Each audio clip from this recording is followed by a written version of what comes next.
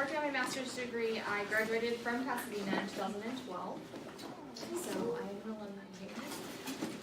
Today I just wanted to go over one of the new hot ticket items in dentistry, and that's silver diamine fluoride, which once you get your license, you'll be able to provide to patients.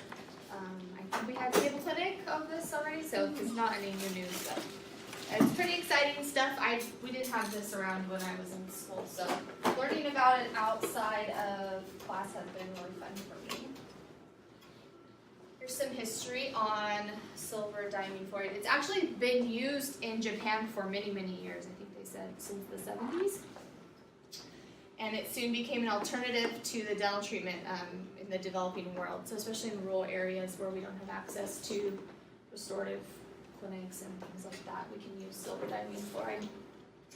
For the United States in 2016, it became approved by the FDA as a dentin hypersensitivity agent. As of 2017, we are now using it as caries restoration. Arresting caries, I should say, not restorative work. It's known as the breakthrough therapy right now. The concentration for the silver, I don't have the actual bottle with me because it's messy, but 38% fluoride in the bottle, and it's a mixture of silver and fluoride in an ammonia base, which is really cool. In 2016, it started getting more popularity, so I'm going to go through kind of how we can use this as hygienists and who is going to benefit from it. So the two main components are the fluoride and the silver. This is what you'll see in offices on the market. This is the leading brand, the Advantage Arrest. The bottle goes a very long way, so it's very cost effective for the offices and for treatment options. And so how it works. The silver actually is used as an antimicrobial, and it kills the bacteria in the cavity. Cool. And then we know fluoride is awesome for restoring enamel. The silver phosphate and the calcium fluoride work together to arrest the carious lesion. Once it's touched the cavity, it actually keeps killing any more bacteria that's trying to attack the cavity, which is really cool. So it doesn't go away. And it provides that physical barrier. So the silver fills the microtubules. So we can use this on dentin too for hypersensitivity because it actually penetrates through the tooth. So the biggest benefit for SDF would be for young children who are not ready for dental work, right? Our toddlers, or maybe even special needs patients who cannot cooperate in the chair. Geriatric patients who have medical conditions and we can't really, give them anesthesia, or they can't sit for long periods of time. And then also for our hypersensitive patients.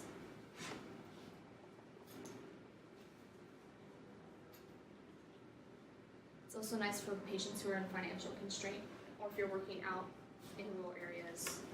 If anyone becomes an AP, we can go out and provide treatment for patients who can't get to the office.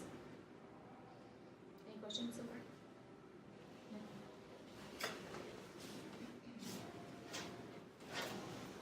So like I said, this is for me as a general practice hygienist. SDF is used for young children in my office quite often because if they have a lot of cavities and they're not yet to that age where they're cooperative, this is a great alternative if the doctor diagnoses that this is okay to not put them under sedation to treat the cavities. There's a few stipulations though. The cavities need to be checked 2 weeks prior after the first application, and then we want to check them every 6 months, just like a regular checkup. And it's definitely just to buy time. We still have to restore the tooth. We're not going to completely, get remineralization from this, but we will get enough to buy us time. Again, it's cost effective, so parents like this option. Or if we have rural areas, one of my friends visits Bolivia and she helps the children in the children's clinic there, and they use SDF a lot. Minimally invasive, there's no numbing involved. It's just like applying varnish basically. Okay. Prevents sedation. And then we can use it with teledentistry. So you have a doctor diagnose the cavity over the phone or over FaceTime, and then you can apply it as with your hygiene license. AP in California. Now the only bad part, happy Halloween, is the black stain that it leaves behind. So we always want to check with patients, make sure they're not allergic to silver, make sure there's no open sores on their mouth before we provide this therapy, and any teeth that have cavities to the pulp, they're needing root canal, so we cannot provide this treatment. And it will cause a black stain. The good news is once you've seen that black stain, you know that it's worked. So a lot of parents don't want this for their children, but if this is the only option, hey, it's better than having to pulpotomy the teeth and put the children under. So we always want to make sure that they're aware of this. Questions about the staining? No. When you're applying, you want to really be careful not to get it anywhere on the lips, the face, the mucosa. But as the epithelial tissue regrows, it does go away. So it's not a permanent stain on skin, just on the cavity. So it wouldn't leave like an amalgam tattoo, like what we see with an amalgam? It looks like an amalgam tattoo, but it will go away. Okay. It's not permanent because it sheds with the skin as the epithelium regenerates. It also won't stain any other enamel surface that's not a cavity. So if you accidentally get it on an adjacent tooth, it's not going to stain that tooth unless there's a cavity there. But it can stain crown margins, composite margins, so we have to be really careful, make sure we know exactly if there's an MO composite on the tooth behind it, or, okay. And your doctor should diagnose exactly where he wants it placed, he or she wants it placed. Question. Yes? Are you able to like put like some type of composite over it? So you can. They typically, we're doing this because the child or the patient can't cooperate, so it's usually taken step by step. I have had a couple patients who like this, and then the kid gets more comfortable, and then their next visit they are more used to the dentist and they're able to, handle more treatment. You can put a composite over it, or amalgam, or a crown eventually once the patient gets money. There's a really good YouTube video. I didn't want to present it because it's 30 minutes long, but the dentist talks about he works with a lot of financially strained patients, and once they can afford a crown, or say they have full mouth restorations they need done, he'll start with SDF just to stop the cavities from further progressing, and then he'll work one crown from that to time. You just have to be really diligent about getting rid of all the black stain. So under your hygiene license, when you graduate, you are able to apply this. It's just like varnish, basically. You'll see how easy it is to apply when in practice. And you just have to be really careful again about the skin, and CDHA is definitely promoting SDF treatment as of last year, I believe. There's a lot of research coming out now as of 2017. So you can have your patient see the dentist diagnoses, hey, you have a very small cavity here, and if he feels or she feels it's a treatment option, he can have you do it as you're cleaning your teeth.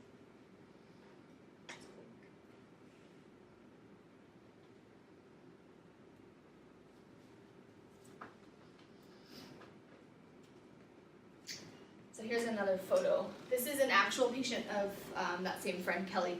She's in Washington, so they have more duties out there they can do. But you can see that it's a geriatric patient and the stain afterwards. So she's definitely going to be watching those cavities every 6 months, and the dentist, she does teledentistry, so it's really cool.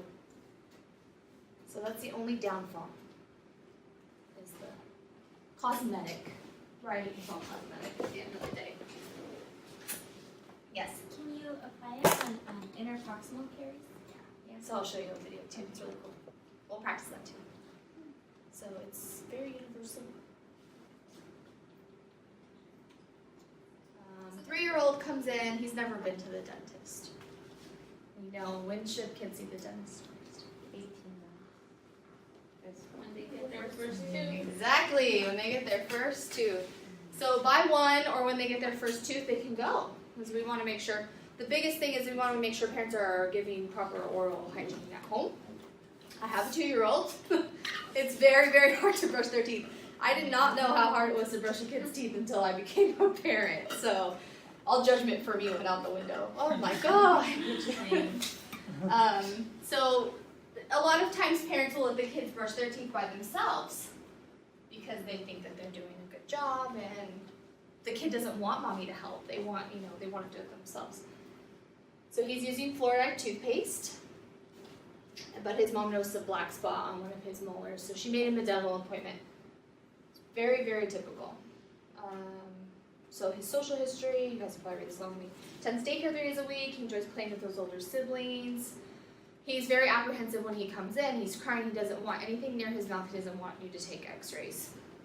But we're able to get a mirror in there. The pediatric dentist is able to do a visual exam. And he sees black. Typical for a pediatric patient. So we'll definitely go over nutritional counseling with the patient and with the mom, go over oral hygiene instructions, show her how to help him brush. Elmo is really a good thing to help them brush. And so the doctor diagnoses for you as the hygienist to perform his prophylactic therapy and also to do this SDF on a few of the first baby molars. So then you'll apply it, and he'll come back in 2 weeks, and usually we'll apply it again, and then 6-month checkups after that, until he's cooperative and we can actually put a composite in. And varnish. You don't put varnish on top to seal it. It's not necessary, but we want to put varnish on the rest of the teeth, the healthy teeth anyways. Any questions? So this is your typical tray setup for SDF. You'll see this bottle, like I said, the Advantage Arrest. Dap and Dish, Super Floss, Vaseline for the lips, or any crown margins that you see. Cotton rolls, dry angle, and a micro brush. And gloss, pretty simple.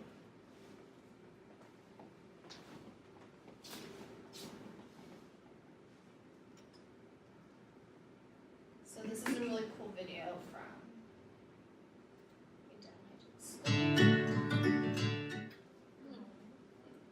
Alright, ready, honey? We're gonna put some Vaseline on you. It's like lip gloss. You are so good. You are the best, huh? So this is just to prevent any staining on her face, because if the silver gets on there, it will leave like a temporary tattoo. This one is in proximal as well, so same dentist. So we're gonna practice on our tooth. Obviously, we don't have SDF because it's very, very messy. So I have salt on our free.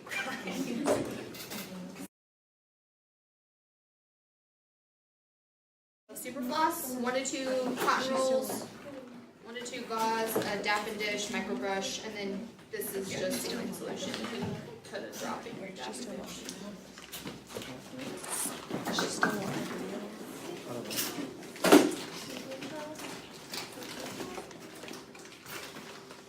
I'm gonna do a clues off. So my tongue, dry in the area. Cotton roll, and you can place gauze over the tongue if you need to. Just kind of like this would be right. Set to go along on the groove. And then I just would dry it off and then use it to like blot. And I'm gonna then, bend your oh yeah, that's right. bend your I micro say brush so that. you can access easier. I forgot that these bend. Okay.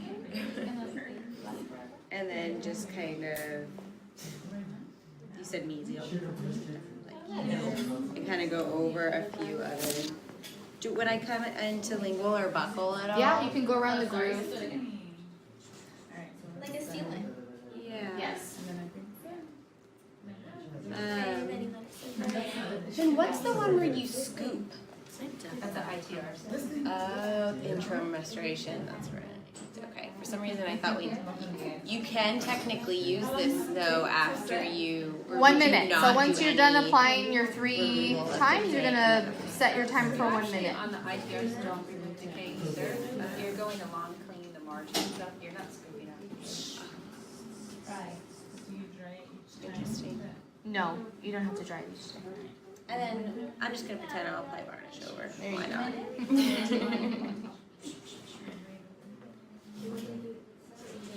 And you said for 1 minute, a total of 1 minute work. Sit for 1 And minute. even my sister, right? And then you can take a cotton roll or your gauze and dab to make sure you get any excess off That's right. of the tooth. Would you ideally have saliva ejector, like, right? Because some patients pool. If you're awesome and get your own assistant, you Yeah. can have your assistant help you, but that's It was super cool at kids clinic. I'm guessing because as kids they have a bite block that like goes onto the saliva ejector. You can get your doctor to find you. Or the mirror that attaches onto it. The luxuries. I know, it's like, you know you love all my theories. It's gonna be pestering. You know, there's this thing called Mr. Thirsty. I'm all about that. Everyone's thirsty? That one's done. Practice. Now let's do this. So this is the fun part. So this is awesome because if you have an interproximal lesion, you can take the floss right through. She's talking about the strips of kids. So we're gonna repeat the same steps. Which tooth would you like us? Well, my cotton rolls are already placed, so I'll stay in here. Yeah, and maybe I'll try a man. Or an anterior if you want to try to do an anterior. So you want to pull your floss all the way up through the contact. Whatever tooth you decide to do. You can do 14 as well. I think 14 is super erupted. Is that the one that's super erupted? You guys have the same type of them? No, I don't think we have any super erupted. Actually, our thirds look a little super erupted. But it could just be 19 now. They have different typodonts than me. Mine So 14 in is this super case, erupted. the Because 30 contact is- isn't tight enough. Or 19 is missing. So say like the contact isn't tight enough. Uh-huh. Like I could just, I mean, Yeah. our typodont has nice diacetyl to help us Yeah, scale. yeah. But So you want to pull it to the spongy part. so if the diacetyl was too large, then I could just kind of hold like this. Apply it Mhm. to one side and then you just pull it through and let it sit. Yeah, so you're going to soak the spongy side of your floss. And ideally you want to blow air with your air water syringe before you, before you pull through. Because the drier the drier the cavity, the more it's going to. So if that gets on the papilla, will it stain? It's going to stain. But again, if it's skin, it will Slough. it'll slough. So we would put like a generous, like maybe 2 dabs on this. Just the one drop. Yeah. Oh, You do just it 3 one times. drop. And then you're going to One pull. drop 3 times, and then I'd pull through Yeah. and just hold it there for a minute. Wait for a minute. Would you kind of go up and down at all, or do you think there's enough on there to cover? Okay. Okay. Like you could kind of. Like you're flossing like Yeah. solution. So you said we put it on, once we actually have like the tufted side, Uh-huh. you put it on mattress sponge. The fluoride, yeah. Oh, So and you then want pull to it through. saturate the yarn. Oh, okay. And you saturate the same area. And the hand plants are all excited about this. And then pull it through and let it sit for 1 minute. Okay, we're doing it here. Because his brother got. I still have to sit for a minute. So it's like, Oh, I gave up. I'm gonna try mandibular now. So.